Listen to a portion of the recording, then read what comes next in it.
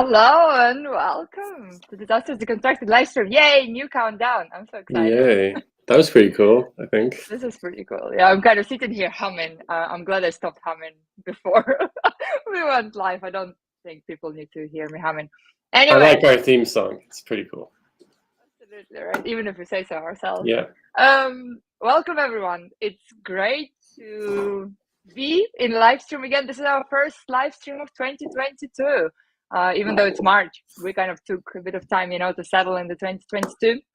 And I hope you've all been following our season 6, which is now in full swing, and in which we've been talking to so many incredible, really inspiring early career researchers. So if you haven't been following this season yet, please follow it. And of course, today we have some amazing guests for you. We have Gonzalo Lizarralde and Sam Montano, who are our good friends and who have joined us on the podcast a few times before. And we will be chatting about their book. So we will be talking about Gonzalo's Unnatural Disaster book and Sam's Disasterology book. And of course, I have to show off that I have the hard copy. Look at me. So it's fantastic that Sam and Gonzalo are with us today. And as always, if you have any questions to our speakers, please post them either in the stream or on Twitter or Facebook, wherever you're watching. Jason and I are monitoring our social media, and we will definitely have time at the end for discussion. Yeah, thanks for getting us kicked off, Ksenia. And we're so excited about this live stream. Good to see people starting to join.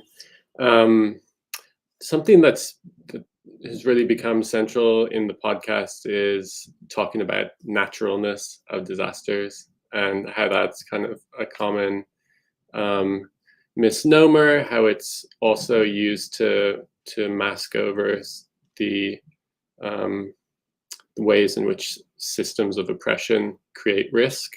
And so I think that's kind of our gathering theme here as we discuss these books today, because both of these books deal with the fact that disasters aren't natural. And this has been a common theme in disaster scholarship for many decades, if not longer, right? So I think both in Samantha's book, Disasterology, which is really a first-person journey into disaster scholarship through activism and advocacy, and Gonzalo's book, Unnatural Disasters, which really brings together a lot of his insights over a career as a researcher in this field.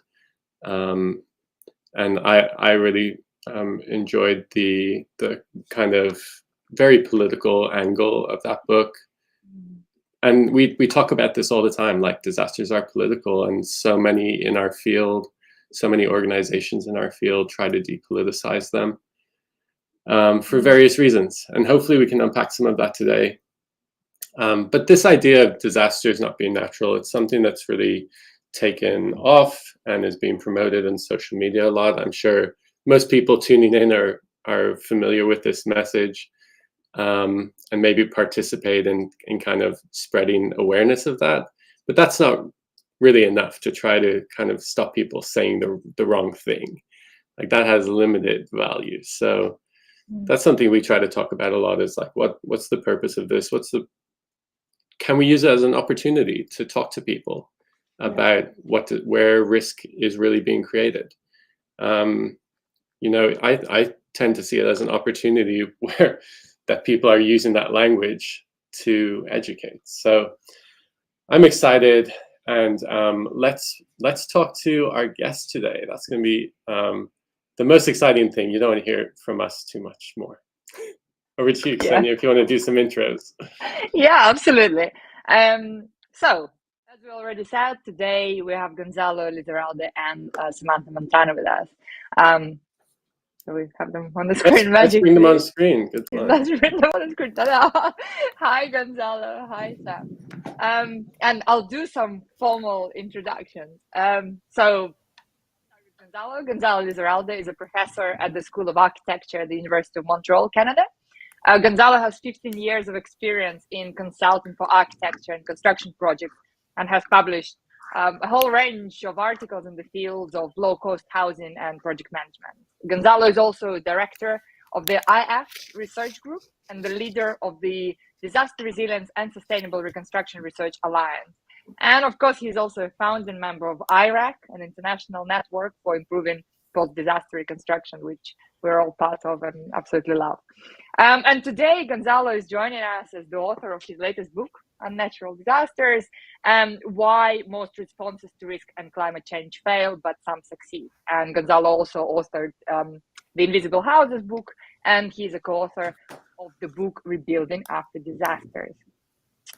So thank you so much for joining us, Gonzalo. Sam, now also another very formal introduction. It's so nice to have you back with us today. So Dr. Sam Montano is an assistant professor of emergency management at Massachusetts Maritime Academy. Her work focuses on the intersection of disasters and climate change, and she's, of course, an amazing science communicator and writes for Washington Post, Teen Vogue, Vox, and many other outlets. And Disasterology is Sam's first book, and we're pretty sure not the last. So thank you again for joining us. All right, so we're going to start with kind of a pretty obvious question, right? We have two questions for you before we open this to the audience, and we will start with the question that I'm sure you expect. So, why did you write? What motivated you? Sam, I'll start with you. Okay, thanks for having me. So I think the most simple explanation here is that this book came out of like pure despair over watching disaster after disaster happen across the country and around the world, and just feeling completely helpless to actually make any meaningful impact on what was happening. So that's very depressing, but there's like a happy ending, right? We got this book. But yeah, no, I mean, I got started doing disaster work in New Orleans following Hurricane Katrina, working with various nonprofits in the city. That was like my first experience of actually being on the ground in the aftermath of disaster, and seeing all of the inequalities and all the problems and how we go about doing recovery in the United States. While I was there, the BP oil disaster happened along the Gulf Coast. And so the groups that I had been working with in the city started going down to the coast, and I saw those same exact challenges kind of playing out again just a couple of years later in the same state. And after kind of jumping around to some other disasters around the country, and again seeing these same core issues that we have in emergency management of communication and coordination and inequality and poor access to resources, I turned to research as a way to try and help explain what was happening and to try and make it better. And so once I got into research and started talking to people about that research, I very quickly found that most people had absolutely no idea what emergency management was. And when I said that I was getting a doctoral degree in that, there was just pure confusion. And so I turned to some older disaster scholarship and found that they had been floating the idea of disasterology. Most had disagreed with the use of that term, but nonetheless, I tried to resurface that a bit, and in mostly for my own benefit of making it easier for me to explain to people what it was that I did and what I was studying. But as I started to use it, it caught on, and it became this really kind of simple way for people outside of the field to have some kind of reference for what I was doing, but also that there was such a thing as disaster research, which I'm sure you all have experience with, of people not even knowing that that is really an area of study. And so kind of, I think through this like process of going from working on the ground in communities that were affected to disaster through to research and into academia, and kind of seeing and kind of testing out these different ways of communicating this work and describing everything from the aftermath of disaster to how we can prevent those disasters, and kind of just, testing out these different approaches to that communication, that all of that work kind of culminated in this book. This book for me, I think, is like a lot of things. Probably first and foremost, it's the book that I wish I had had when I was 16, the first time I went to New Orleans after Katrina and looked around and was like, what the hell is all of this? Like, what is happening?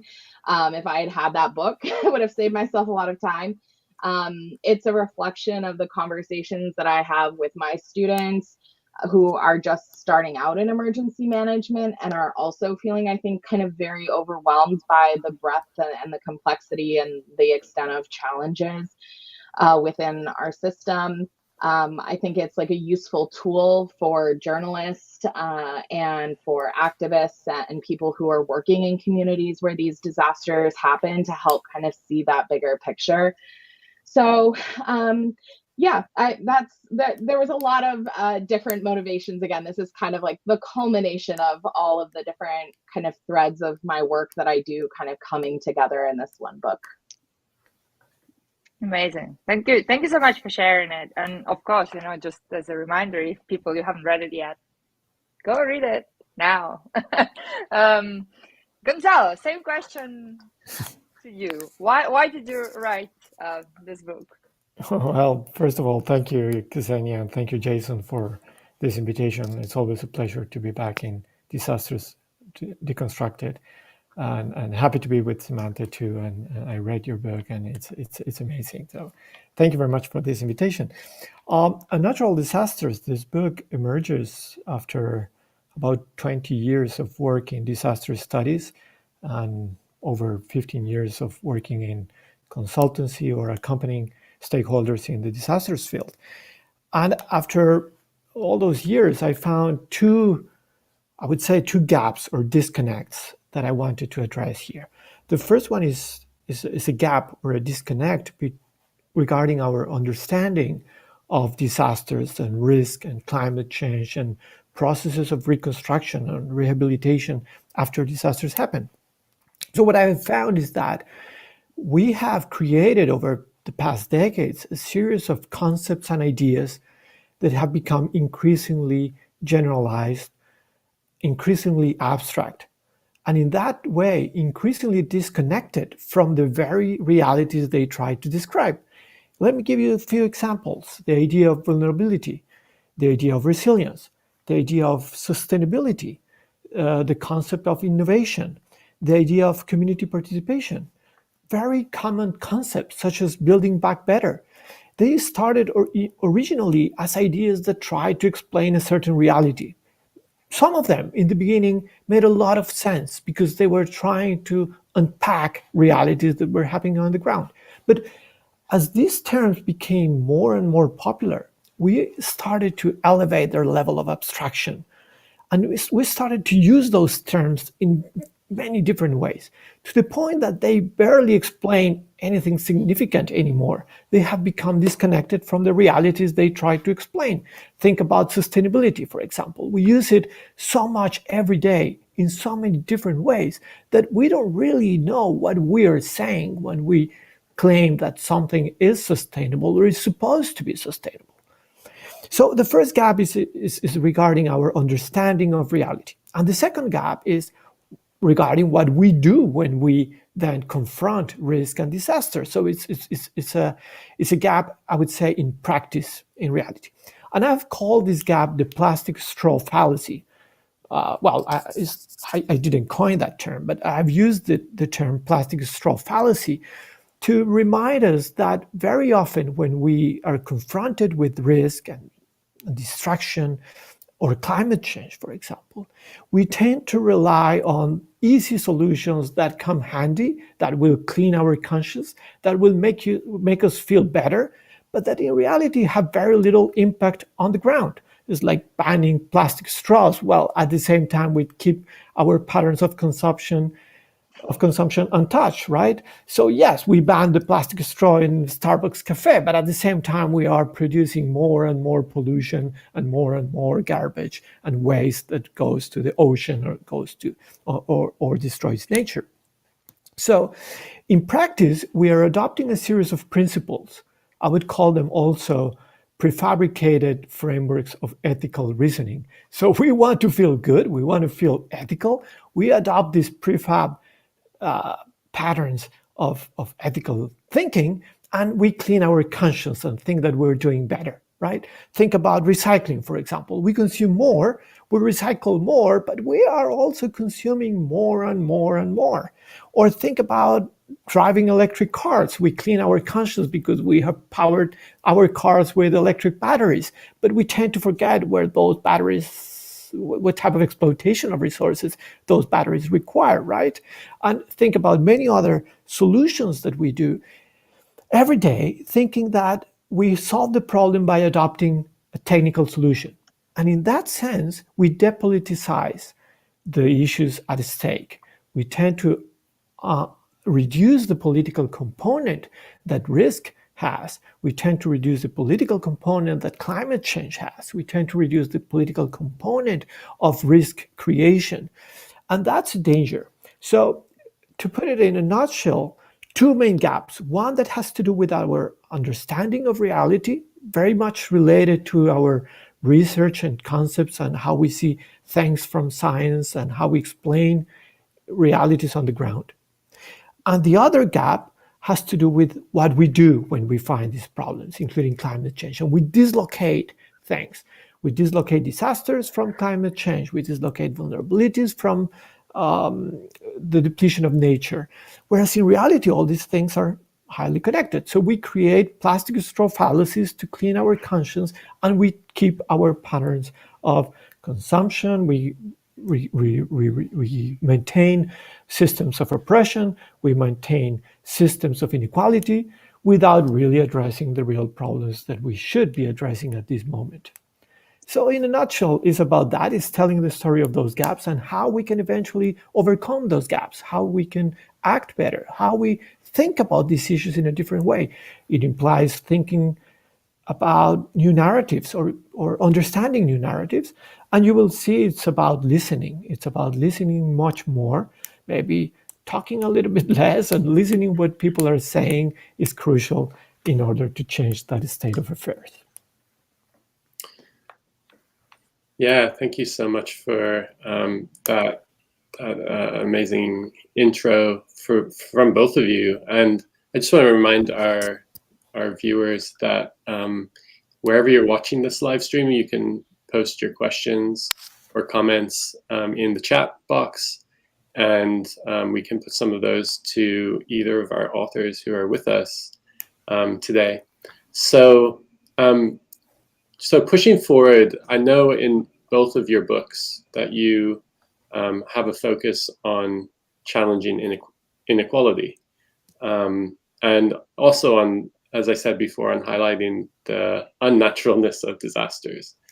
And one other thing that I picked up on from your books was this call for interdisciplinary working and on kind of shared humanity and the need for solidarity.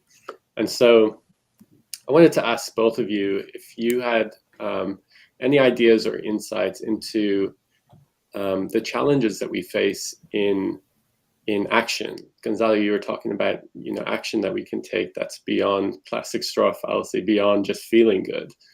Like, what kind of actions can we take, and what's stopping us doing that? Either of you like to respond to that? I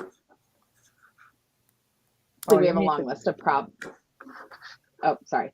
Are we gonna? We're gonna. Okay. Yeah, so obviously we have kind of a long list of challenges here in creating a more just approach to how we manage disasters, a more just approach to prevention.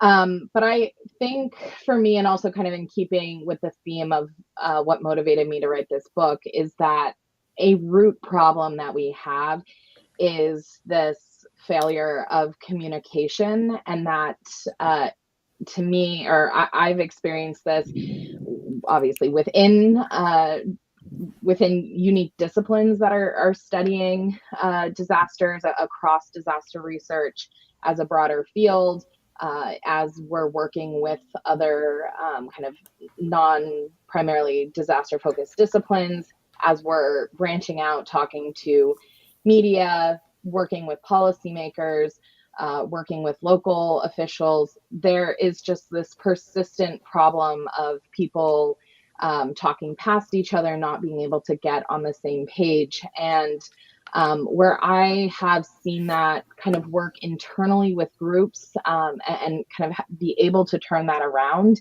is this education piece and approaching, kind of to Gonzalo's point, approaching the terms that we're using in more depth and explaining more what we're talking about, rather than just using these terms and assuming that everybody is on the same page with them. We know from research that we're not all using these terms the same way. And so I think that biggest challenge in solidarity is that slowing down and listening to one another, and being able to find commonality in our language so that we can kind of move forward from there. Thanks, Sam. Gonzalo? I would say pretty much what Samantha said, but in different terms, but it's basically the same idea. It always starts with revising language and revising explanations. It starts with that. I think it's the first step, is to pay attention to the words we use, pay attention to the concepts we use, pay attention to the explanations we try to create. So it's about language plays a crucial role. It's about communication, but from the point of view of language, there is already a huge component. The other component is also about listening, and Samantha was referring to that. In order to communicate better, we tend to think about how to speak better, how to explain better, but we forget also that we have to learn to listen better. We have to be more attentive. Well, one simple example, we conducted recently a project on climate change adaptation in Cuba. And I remember very well, I went to this village in Cuba called Caratas, and I was talking to this man about climate change and how his village is being flooded increasingly more and more frequently. And he said, and I was inquiring about sea level rise, and I was wondering how he was coping with an ocean that goes higher every day. And he said something I will never forget. He said, listen, man, the ocean has never harmed me. Only people have. He was feeling harmed by society, not really by the ocean. And that was kind of an awakening time for me. We were not talking about the same thing. He was interested about climate change in a completely different way I was originally interested about. I was thinking about the ocean, and he was thinking about what he was going to eat tomorrow. He was thinking about systems of oppression. He was thinking about economic systems. He was thinking about complex socio-economic and political realities that make his life harder. And that is pretty much his struggle with climate change. And sea level rise is only a small component of the whole picture. So listening is important. Listening to what people have to say and their explanations is important. And I think Samantha also touched on something very important, and I'll just stress that a little bit more. It's about modesty or humility. We need to be conscious that we not always have the right solutions. Samantha talks a lot about mistakes she found on the ground and mistakes she even made on the ground. And in my book, I also talk about lots of mistakes I found on the ground. And we think that we know what people need. We think that we know what people think. We think that we know what the right solution is. And most of the time we're wrong.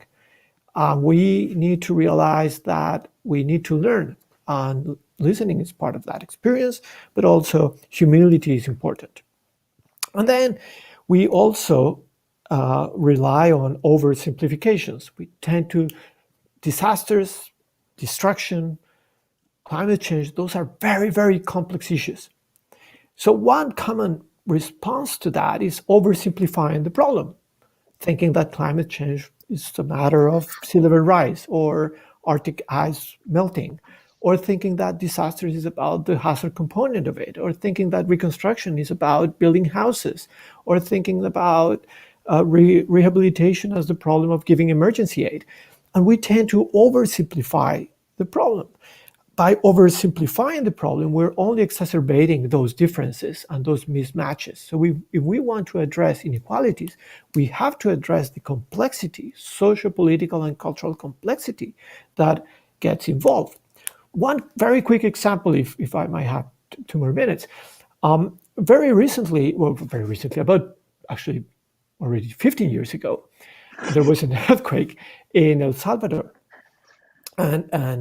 And it destroyed San Salvador. When I visited San Salvador, it was a very, very hard experience. Canadian NGOs moved to El Salvador in order to rebuild. And one of the things that they found very quickly is that there were systems of oppression, patriarchal systems of oppression that have created this macho culture that is very common in Central America and South America. And that those patriarchal structures were limiting the possibility of women to recover. For example, they didn't have property titles very often. It was very often male who have the husbands who have the property titles of the family home or family land. So these NGOs came to El Salvador and they said, we have to fix this and we have to redress this. And they started giving property deeds and titles to women just like that one day. Well, it actually created a huge disruption in cultural and social relationships on the ground. The intention was right. It was well intended. The idea was of course positive. Nobody wants to preserve those patriarchal structures. But thinking that we can change those structures very quickly like that, it's also absurd. It takes time to transform those structures. It takes effort. It takes education. Samantha was talking about educating people. That's a crucial component to reduce inequalities. But we cannot pretend that just by one day deciding that women will be the owners of homes and lands that we're going to fix that problem. It's way more complex than that. That's only one example, but the book is full of examples of things like that happening in Haiti, happening in Colombia, happening in South Africa, where we come with good intentions, we try to do good, but we oversimplify the problem. So if we want to address inequalities, if we want to bring justice and create solidarity, we also need to understand that we cannot oversimplify problems and we need to understand them in their complexity. And that implies a political component that has to be always present in our interventions. I love this. Thank you so much for these reflections. I love that we're talking about solidarity now, and kind of moving together and acting together. I don't think that this is something very common in disaster research, so it's fantastic that you're both kind of reflecting on it. And as host privileges, Jason, I'm just going to ask you some more questions because we can, before we will allow you to actually converse with each other. Gonzalo, I just want to follow up, on what you've been saying just now. And in your book and, in your general work, you're quite explicit and very unapologetic in talking about neoliberalism, capitalism, right? And all other sorts of isms of oppression. And so you clearly explain that disasters are political. But of course, we also know that a lot of scholarship, right, and a lot of narrative in disasters or around disasters are very apolitical, right? And some people take it as a pride to show that disasters are apolitical, and this is how we treat them, right? We treat them as a hazard, as technical problem or societal problem, but without touching politics or ideology in particular. So, when and how and why have you realized that that political and ideological stance is so important for you and your work? Well, it started with the first work I did in El Salvador, Honduras, and Colombia, where neoliberal policy imposed by the US in Central American countries was largely responsible for the destruction that years later caused Hurricane Katrina, and the earthquakes, double earthquakes in El Salvador. So my first research in Central America led me very quickly to realize that those vulnerabilities and those difficulties and poverty and struggles going on in Central America at the time had their very root causes in political neoliberal policy that was imposed on those countries, mostly by the United States and some European countries in the 1970s, 1980s. And later on, when I started working in Haiti, again, that came very clearly. I had the opportunity to evaluate and work on and study the Building Back Better project in Haiti. As you probably remember, that project was led by President Clinton, who was the UN Commission for Haiti at the time. And that was a total failure. That Building Back Better project was a total failure. The idea was to build houses to rebuild Haiti and create new economic activities and create new industries, and nothing of that actually happened. It was a big failure. Nobody bought the houses they wanted to build, nobody built the infrastructure they wanted to build, no industries were actually created, and so on.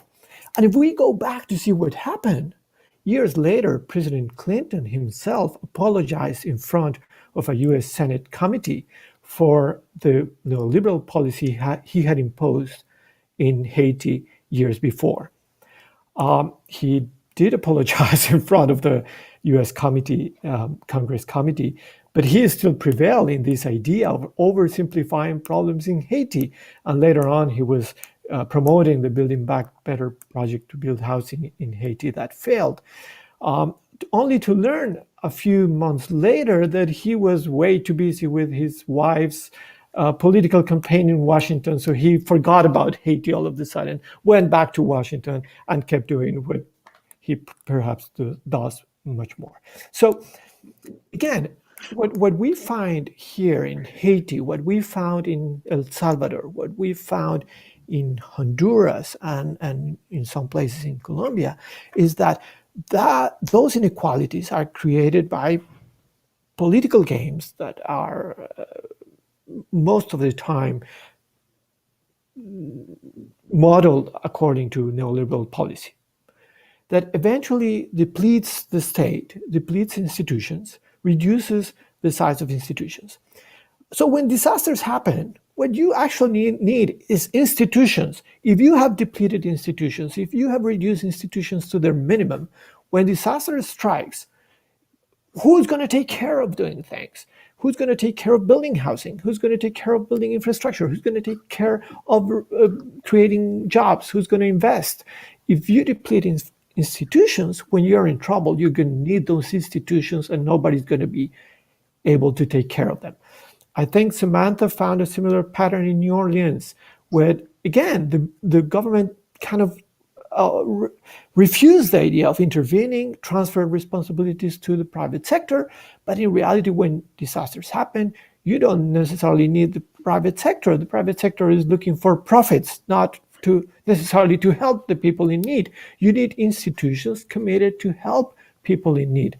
So I guess Samantha can also talk about neoliberalism acting in the southern part of the US. I certainly can talk a lot about it in Central America, Latin America, and South Africa. But sadly, it's a very common reality and closely related to risk creation. I wanted here to move to talk about like personal stories that you both were going into, both as researchers and activists and advocates, but also like retelling the stories of people who are experiencing disaster in both of your books. And so like from the personal like narrative point of view, Sam, I know your book has really resonated with people because it kind of takes them on a journey of discovery. And so like what were the intentions behind that, and how did you bring your craft to that book, and how intentional like was that process? Yeah, I mean, it was very intentional. In research, especially when we're doing like big SC science communication. I think we have researchers generally have a tendency to tell the audience what they want them to know. And I am guilty of having done this in the past as well. And in my experience, that doesn't always go well. I think that it's always better to try and show the audience what you're trying to explain or what you're trying to communicate. And for me, the way that I felt like I could do that kind of most honestly was through first person telling my own experience. I struggled a lot and went back, and there were like many versions of this book that I wrote before we got to this one. There's a version of this book where it's very much telling stories of individual people I have met in communities across the country. And I really kind of struggled with some of the ethics of using those stories because they were people that I had met and can't contact now. And I didn't know if it was like appropriate to be sharing their stories and using it in this way. And so it felt like kind of the most almost like ethical way of doing this was just by using my own personal experience and kind of sharing the stories that I felt belonged to me, and that I was kind of in also a kind of a unique position to be able to tell. And so, yeah, I mean, it was very intentional. It was definitely a journey to get it to what it ended up. But again, going back to this idea of the importance of communication, I think very often we're like best able to communicate our own thoughts. And so doing that in a first person, I think is like a particularly valuable approach. I think it's great. I really enjoyed that you've written the book kind of in the first person because it's so unusual, right? And I mean, I've recently had a journal forbidden us to say we. And we're like, but it's us who did the thing, please. Anyway, I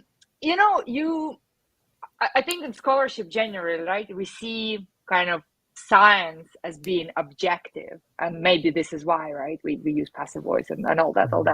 But also what I see in your book is that you're trying to bring scholarship and activism together, right? Whereas really what we see in positivism particularly is that scholarship and activism should never intersect, right? Because activism is clearly ideological and science is neutral and objective. So how do you feel about reconciling this, calling for like activism and science, and what is the fine line? How do we kind of navigate that space? Yeah, I think it's hard. I mean, I draw a lot of inspiration from like scholar activists in other disciplines, gender studies, race studies.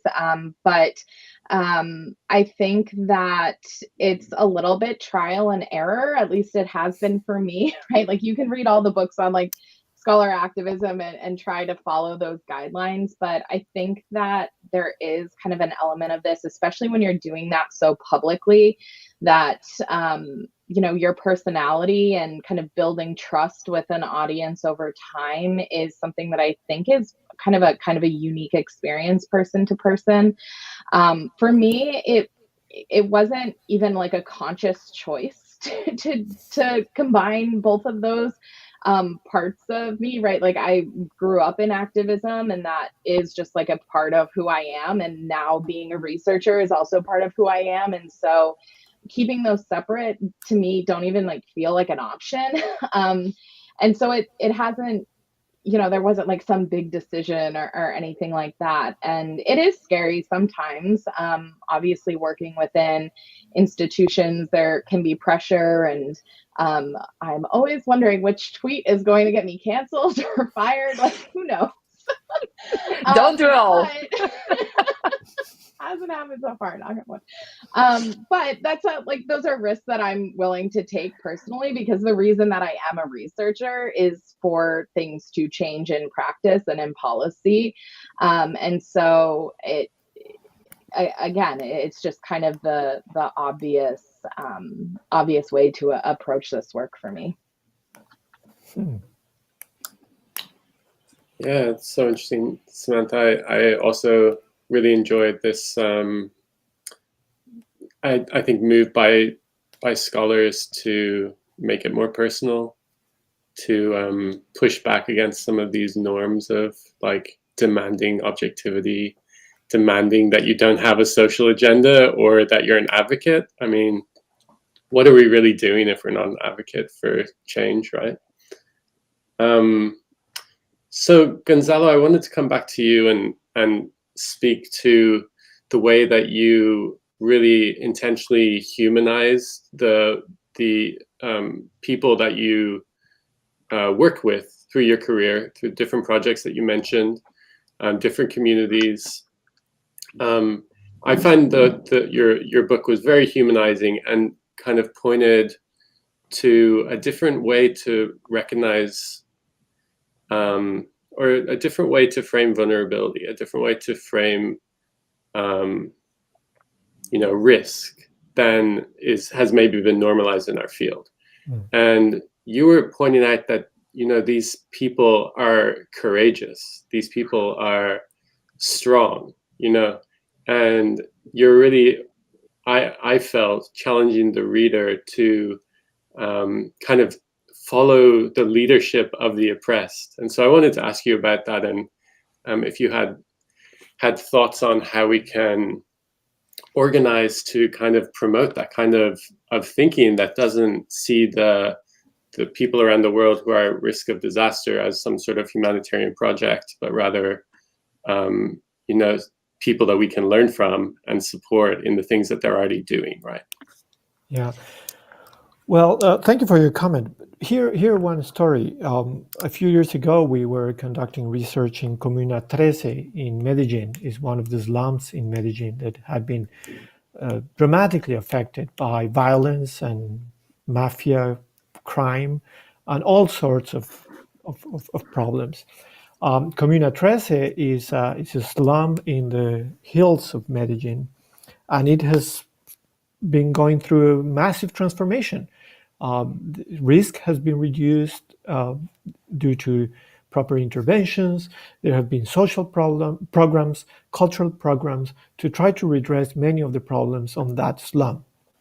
When we visited Comuna 13 a few years ago, I met this woman who was leading tourists through the Comuna 13. Imagine, there are people from Germany and the US going to Medellin to visit the comunas, to visit the slums. And she was leading tourists through the comuna. She was explaining how the slum works and where people buy groceries and all of, well, she was basically having a tour, leading a tour around her neighborhood.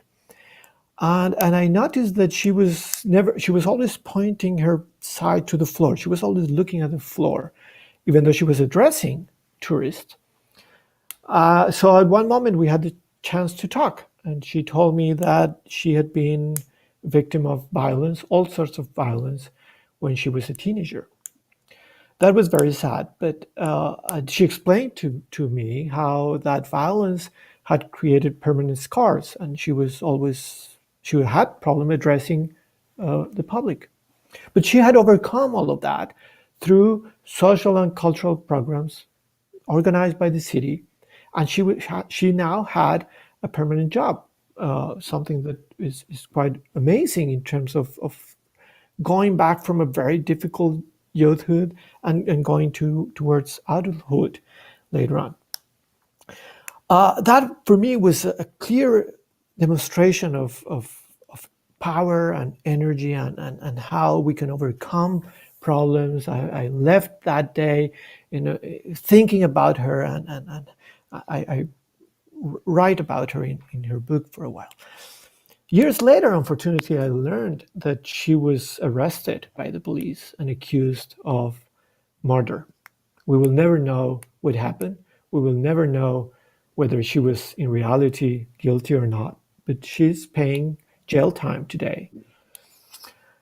Those are the type of stories that I always have in mind. Like those stories are for me the reality of vulnerability and risk and disasters.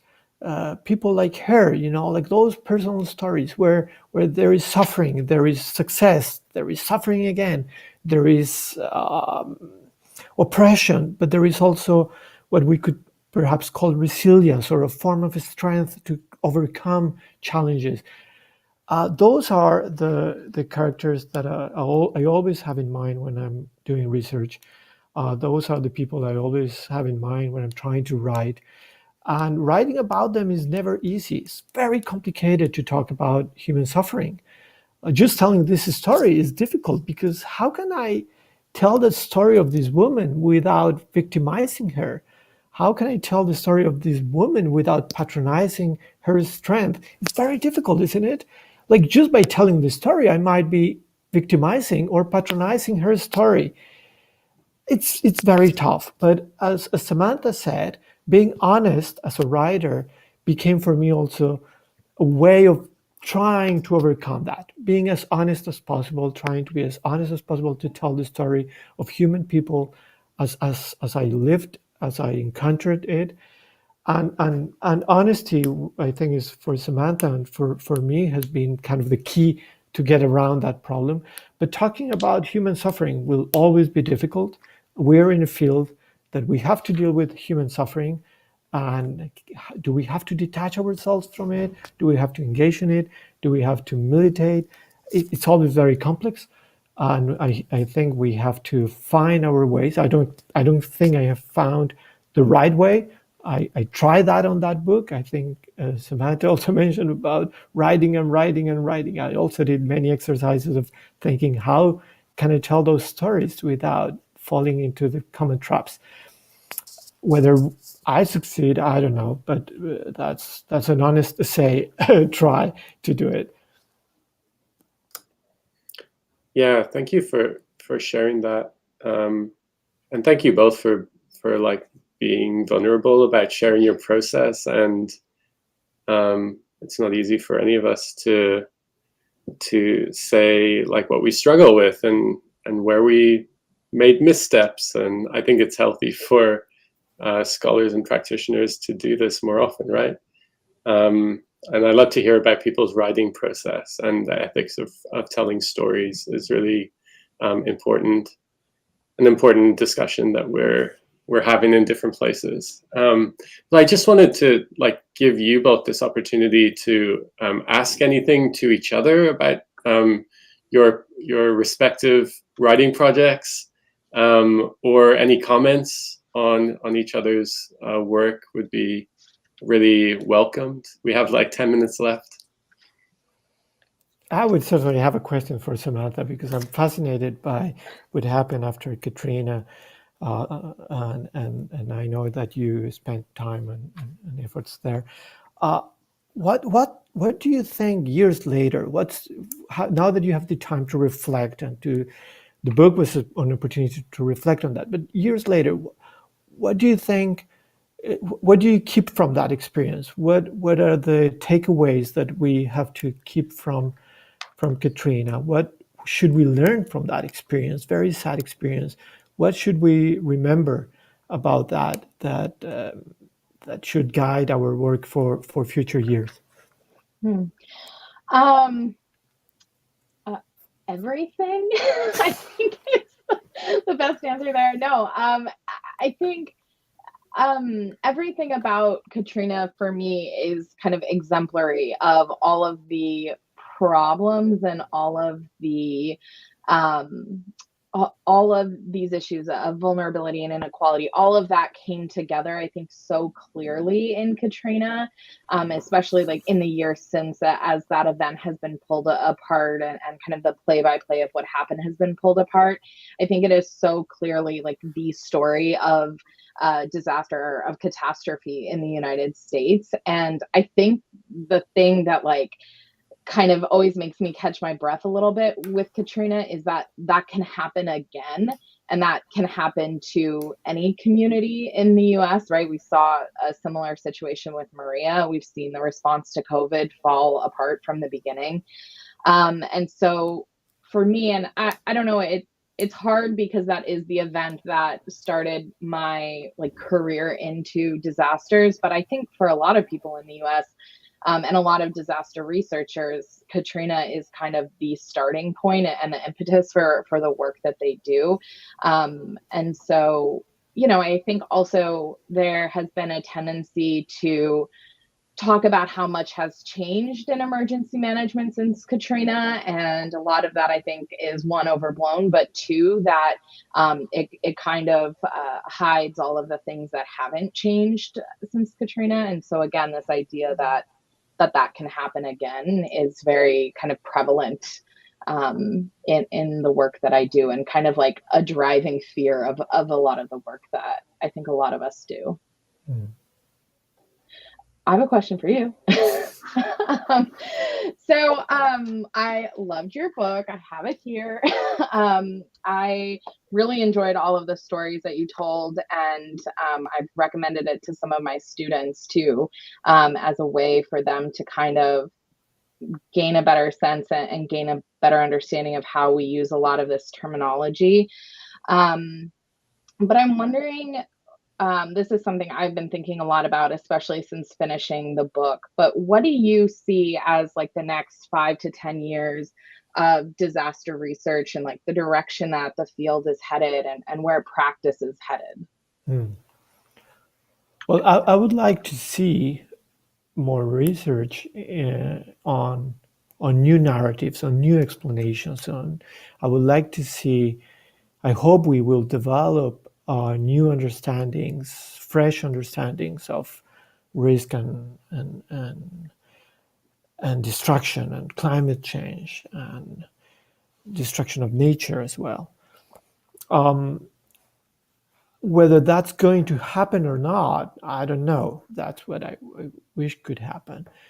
I hope new scholars, like emerging scholars, will be able to address complexity by putting together different components. I see, for example, very interesting research going on today by young scholars who combine studies of race with studies of feminism, with disasters, and that combination of frameworks and concepts and ideas is creating fresh new regards and ideas about these issues. I see young scholars increasingly interested in addressing inequalities, for example, and combining the study of inequalities with climate change, for example. That's very promising. I hope those studies will provide new ways of reading things. That's where I hope we will go. There is always the pressure of going back to this common frameworks, sustainability, resilience, innovation, community participation, all this. There is always the tendency to find refuge on those easy ideas.